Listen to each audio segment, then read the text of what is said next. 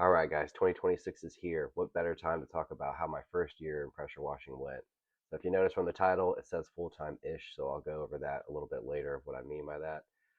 To give you a rundown how this video is going to go, just give you an intro who I am, how I got into the business, how I ended up leading into full time, and then three things that I learned from the business this year, and then three mistakes that I made this year. So, give you kind of a rundown of who I am, how I started. I was doing it as a weekend warrior in 2024.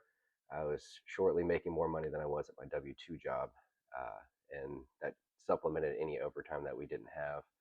I got put into a position towards the end of the year, leading into early 2025, whether or not I was going to stay at that job or if I was going to take the leap of faith and kind of just do my own thing. I knew my numbers weren't really there where they needed to be because I was only doing it on the weekends, but I figured if I put, some effort into it and did a little bit of marketing and just bet on myself for once, that would come to fruition and I'd be able to sustain full-time work. Ultimately, I was right. So I ended up making more money than I would have working that 40-hour job, including hundreds of hours of overtime. So ultimately, I consider that a win for the year. I didn't reach every goal that I wanted to, and that comes with being a first year entrepreneur. So to jump right into it, the first and biggest mistake that I made would probably be taking my foot off the gas. I had a very successful March, April, May, June. Just like most washers in the industry, that's our busiest time of year. But I was told by some of the veterans in the industry that when July comes, everybody goes on summer vacation. So expect a dip in revenue. Obviously, for them, a dip in revenue is different than a dip in revenue for somebody that is brand new. Brand new ultimately meant if I wasn't out there marketing and doing things, there was no work coming in. So I ended up taking July for granted and took it as a rest period for about a week or so. And ultimately that ruined everything with the algorithms, and I had to basically almost start fresh towards the end of July and really ramp up my social media activity and stuff like that to kind of get the algorithms generated again, which ultimately worked because the beginning of August we were right back to where we were, booking jobs and taking calls, and so that was a big learning lesson for me. Is even when it's slow, that doesn't mean it's time for a break. Um, the family depends on it, so you got to keep grinding. And to go on to the second, I would say the second thing would be not upselling enough. Um, that could have been the first one, honestly, but I think not having more clients in front of you and taking your foot off the gas is a little bit more important. You can always upsell, uh, and that's where I took a dip this year. I didn't want to be the pushy salesman and try to upsell everybody, but I realized quickly that all it takes is a question, and if they say no, they say no. And the time that it takes to do something, to add on a driveway or to do something else, a little patio or something like that, takes 15, 20 minutes, might add $50, $60 to your ticket, and that ultimately helps out at the end of the year. My average ticket for the year, without the HOA that I ended up landing, was about 450. With the HOA, with that big ticket, it brought us up to about 550 for the year. So in 2026, I would ultimately like to get to 550 at least, and do that without the HOA contract that we have.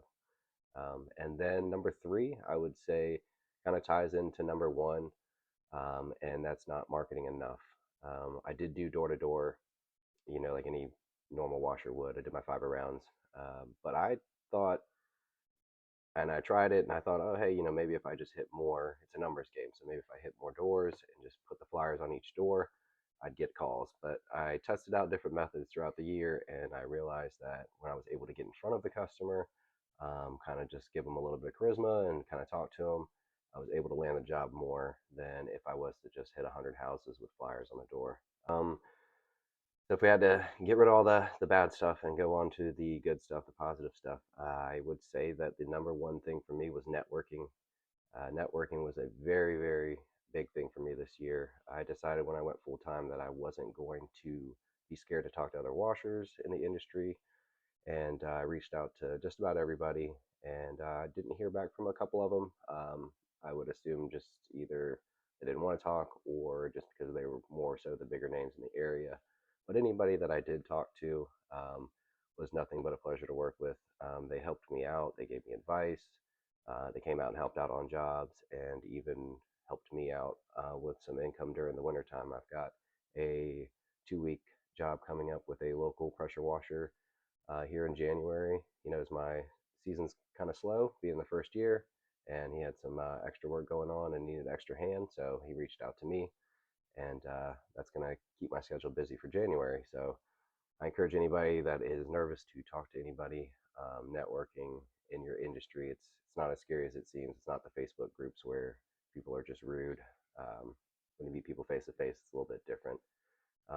To go on more with networking, I would say one of the bigger things too was also joining a networking group. I joined a networking group in I think the first or second week of January of 2025, and that it was a referral based networking group, kind of like BNI, same kind of structure, and it helped out a lot. It gave me just referrals and just being able to meet people outside of what I normally would meet.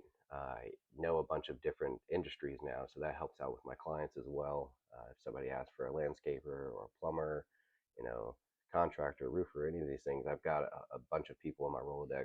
So that ultimately makes me look like a better business owner because I have other people that I network with and I trust, and ultimately can help my clients out better. So networking is key. Do not be afraid to network with other people. Number two, I would say, would be the power of social media. Um, I realized the power of social media, but I didn't realize the grand scale. You fake it till you make it kind of thing. I decided in the beginning of the year when I took that leap of faith that I was going to go out and just get some social media content, and started doing some schools and things like that that needed some cleaning up, and just got some content. And I made sure that I posted every single day so that the algorithms picked it up. And that ultimately led to people thinking that I was busy and made the phones ring. And as long as you tell them, yes, we're booked out X amount of days, they think that you're busy. And it's a good way to perceive to other people that you're busier than you are. You don't want them to think that you're just sitting around waiting for the phone to ring, even if you are. Just doing something is better than nothing. So that would definitely be my number two. All right, and for number three, doesn't really have to do with pressure washing per se, but I think the biggest positive I had in my life in 2025 was the belief in myself and the belief in Jesus Christ. I actually decided in 2025 that I was going to read the Bible in its entirety and change my life for the better. And I got baptized early in the year, and I just decided that I was going to just go and trust the process and realize that there was a reason why that day happened, and I had to make a decision. And those things don't just happen for coincidence. I mean, you can say that they do, but when you start looking at things and just how things lined up, the next 2 weeks later, I landed my first HOA contract, being brand new in the business, and that afforded me the ability to have some breathing room while I looked for other clients in the time frame. Um, and it helped, and it's just the belief in myself and the business, and knowing that I'm able to take care of my family, put a roof over their head, put food in their stomachs, be able to have a dog, all these things. It's very comforting. So if you are ever doubting yourself, just zoom out and just realize that it's a slow process. It's not going to happen overnight, but if you quit, it's never going to happen at all. So I know it was a little long-winded for anybody that's still with me. I appreciate it. And we went over a couple of things that I plan on changing in 2026, but stay tuned for the next episode. We're going to go on a full list of top 10 what I plan on doing to better the business in 2026. All right.